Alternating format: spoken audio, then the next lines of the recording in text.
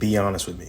You're not avoiding something because God told you no. You're avoiding it because you're scared of how other people will perceive you. And instead of just admitting that, you just slap God's name on it and say, yeah, I just feel like the Lord is telling me not to do that. But let's be real. That wasn't God. That was fear. You're not protecting your holiness. You're protecting yourself from other people's opinions. And a lot of us do this without even noticing it. You just imagine the judgment. You just imagine the comments. You just imagine what people might say. And then you turned around and called it discernment. But no.